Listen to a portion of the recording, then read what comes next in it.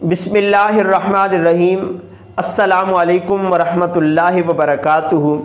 मेरे मुअज़्ज़ज़ ख़वातीन हज़रात, आज की वीडियो में दूसरे खलीफा हज़रत सैयदना उमर फ़ारूक आज़म रज़ी अल्लाह ताला अन्हु के कुछ फ़ज़ाइल आपकी खिदमत में रखूँगा और आखिर में ये भी आपको बताऊँगा कि हज़रत उमर का जो लक़ब फ़ारूक आज़म है वो कहाँ पर और कैसे रखा गया।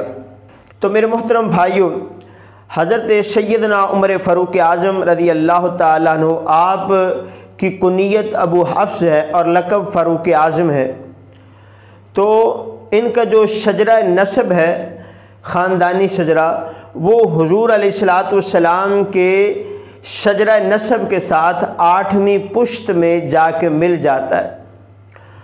और हज़रत सैयदना उमर फ़ारूक आज़म रज़ी अल्लाह ताला अन्हु वो सहाबी हैं कि बाद मुअर्रिख़ीन ने ये लिखा है कि कुरान मजीद फ़ुरक़ान हमीद की 20 ऐसी आयात नाज़िल हुई हैं कि जो हज़रत उमर फ़ारूक आज़म रज़ी अल्लाह ताला अन्हु की राय के मुताबिक नाज़िल हुई।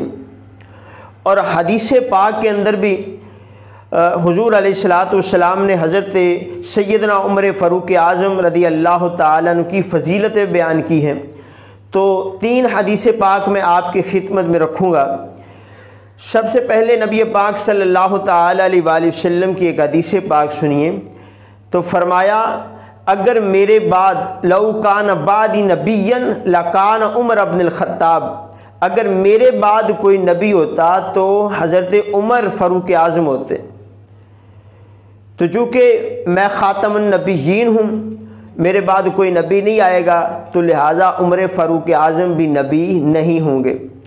और दूसरी हदीस पाक के अंदर फरमाया, इन्नल्लाह जअलल हक़्क़ अला लिसानी उमर, कि अल्लाह पाक ने हक़ को हज़रत उमर फ़ारूक आज़म की ज़ुबान पर रख दिया। वो जब चाहें जैसे चाहें वो बोलें, वो हक़ ही बोलेंगे। और तीसरी हदीस पाक के अंदर हुज़ूर अलैहिस्सलातु वस्सलाम ने इरशाद फरमाया, मुझे ख्वाब के अंदर कुछ लोग दिखाए गए और उनके बाद के कुर्ते जो थे वो सीने तक थे और बाद के कुर्ते इससे ज़्यादा थोड़े से लंबे थे। और हज़रत उमर फ़ारूक आज़म रज़ी अल्लाह ताला जब पेश किए गए तो इनका जो कुर्ता था, इनका कमीज़ था, वो ज़्यादा लंबा था, ज़मीन पे लग रहा था। अब सहाबा किराम अलैहिम रिज़वान ने अर्ज़ किया, या रसूल अल्लाह सल्लल्लाहु अलैहि वसल्लम, इसकी ताबीर क्या है? तो मेरे आका अलैहिस्सलातु वस्सलाम ने इरशाद फरमाया, हज़रत उमर फ़ारूक आज़म की ईमानदारी। मेरे मोहतरम भाइयों, हज़रत सैयदना उमर फ़ारूक आज़म रज़ी अल्लाह ताला अन्हु वो सहाबी हैं कि जिनको आका अलैहिस्सलातु वस्सलाम ने अल्लाह से मांग के लिया था और दुआएं मांगी थी कि या अल्लाह, हज़रत उमर बिन ख़त्ताब या अबू जहल बिन हिशाम में से, दोनों में से जो तुझे प्यारा है उसको मुसलमान बना के इस्लाम को इज़्ज़तें अता फ़रमा दे। बल्कि एक मकाम पे ये भी इरशाद फरमाया, अल्लाहुम्मा अइज़्ज़िल इस्लाम बि उमर इब्नुल ख़त्ताब ख़ासतन, या अल्लाह ख़ास तौर पे हज़रत उमर बिन ख़त्ताब को मुसलमान बना के इस्लाम को इज़्ज़त अता फ़रमा दे। अब हज़रत उमर फ़ारूक आज़म रज़ी अल्लाह ताला अन्हु वो सहाबी हैं जो हुज़ूर के मुरीद भी हैं, हुज़ूर के मुराद भी हैं। हज़रत अबू बकर सिद्दीक़ हुज़ूर सल्लल्लाहु अलैहि वसल्लम के मुरीद हैं। हज़रत उस्मान गनी, मौला अली, सुहैब रूमी रज़ी अल्लाह ताला अन्हुम, सारे सहाबाए किराम हुज़ूर अलैहिस्सलातु वस्सलाम के मुरीद हैं। और हज़रत उमर फ़ारूक आज़म रज़ी अल्लाह ताला अन्हु वो सहाबी हैं जो हुज़ूर के मुरीद भी हैं, हुज़ूर सल्लल्लाहु अलैहि वसल्लम के मुराद भी हैं। तो मुरीद और मुराद के अंदर फ़र्क क्या है? मुरीद उसको कहते हैं कि जो अपने पीर को चाहता है, पीर के पास चल के जाता है।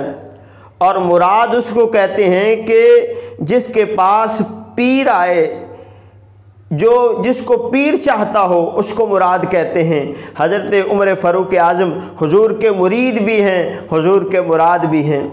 अब इस्लाम कैसे लाए वो एक मुख्तसर अंदाज में मैं आपकी खिदमत में रखता हूँ کہ حضرت عمر فاروق اعظم رضی اللہ تعالیٰ عنہ کریم آقا صلی اللہ تعالیٰ علیہ وآلہ وسلم آپ کو شہید کرنے کے لیے تلوار لے کے آ رہے، رستے میں ایک صحابی ملے، فرمایا کہ کدھر جا رہے عمر؟ تو کہنے لگے کہ میں مسلمانوں کے نبی کو معاذ اللہ قتل کرنے جا رہا ہوں۔ فرمایا پہلے اپنے گھر کا تو پتہ لو کہ تمہاری بہن اور بہنوئی مسلمان ہو چکے ہیں۔ اب غصے کی حالت میں اپنی بہن کے گھر میں گئے تو بہن اور بہنوئی حضرت خباب رضی اللہ تعالیٰ عنہ سے قرآن پاک سیکھ رہے تھے۔ تو جب حضرت عمر کا غصہ دیکھ کر حضرت خباب چھپ گئے تو بہن کو مارنا شروع کر دیا، بہنوئی کو مارنا شروع کیا۔ تو حضرت سیدنا عمر فاروق اعظم رضی اللہ تعالیٰ عنہ جب بہن کو مار مار کے تھک گئے تو پوچھتے ہیں بہن وہ کون سی طاقت ہے کہ جس کی وجہ سے تو اسلام نہیں چھوڑ رہی؟ تو وہ قرآن ذرا مجھے بھی سناؤ۔ تو جب یہ بات سنی حضرت خباب رضی اللہ تعالیٰ عنہ باہر آئے تو فرمایا عمر تجھے مبارک ہو، تیرے حق میں حضور علیہ السلام کی دعا قبول ہو گئی ہے۔ اور پھر قرآن پاک سنا، اسلام قبول کیا۔ تو اب اسلام جب قبول کیا تو ایک روایت کے مطابق اس وقت 40 یا 50 بندے تھے اور مسلمان چھپ کے اپنے فرائض ادا کرتے تھے۔ اب سنتے ہیں کہ حضرت عمر رضی اللہ تعالیٰ عنہ کو فاروق اعظم کا لقب کیسے اور کہاں پہ ملا؟ تو جب حضرت سیدنا عمر فاروق اعظم رضی اللہ تعالیٰ عنہ مسلمان ہو گئے تو اس وقت مسلمان 40 یا 50 تھے ایک روایت کے مطابق، اور مسلمان چھپ کر عبادت کرتے تھے۔ تو خانہ کعبہ شریف میں نماز پڑھنا تو دور کی بات ہے، مسلمان تو اپنے فرائض کو ادا کرنے کے لیے بھی چھپ کر ادا کرتے تھے۔ حضرت سیدنا عمر فاروق اعظم رضی اللہ تعالیٰ عرض کرتے ہیں کہ یا رسول اللہ صلی اللہ تعالیٰ علیہ وسلم کیا ہم حق پر نہیں ہیں؟ میرے آقا علیہ السلام نے فرمایا ہاں ہم حق پر ہیں۔ تو عرض کرتے ہیں یا رسول اللہ صلی اللہ تعالیٰ علیہ وسلم پھر ہم کعبۃ اللہ میں جا کے نماز پڑھتے ہیں۔ اب مسلمان اس شان سے نکلے کہ ایک قطار میں حضرت عمر فاروق اعظم ہیں، دوسری قطار میں حضرت امیر حمزہ رضی اللہ تعالیٰ عنہ اور کعبہ شریف کے اندر پہنچ گئے، مسجد حرام شریف میں۔ تو جب مسلمان کعبہ شریف میں گئے، مسجد حرام میں جا کے نماز پڑھی، قریش کو غصہ آیا۔ وہ جب آئے انہوں نے آ کے دیکھا حضرت عمر فاروق اعظم تو مسلمانوں کے ساتھ کھڑے ہیں، تو ان کا غصہ ٹھنڈا ہو گیا اور وہ بغیر کچھ کہے واپس چلے گئے۔ اس دن میرے آقا علیہ السلام نے آپ کو فاروق اعظم کا لقب عطا فرمایا تھا۔ حضرت عمر فاروق اعظم رضی اللہ تعالیٰ عنہ اسلام لانے کے بعد حق اور باطل کے اندر فرق کر دیا ہے۔ میرے محترم بھائیو، اسی طرح انشاءاللہ حضرت سیدنا عمر فاروق اعظم رضی اللہ تعالیٰ کی زندگی پر، آپ کی عاجزی پر، آپ کی شہادت، آپ کے عدل پر انشاءاللہ تعالیٰ علیحدہ ویڈیو آتی رہیں گی۔ اللہ پاک آپ سب کا حامی و ناصر ہو۔ مجھے نئی ویڈیو تک اجازت دیجیے۔ جزاکم اللہ خیر۔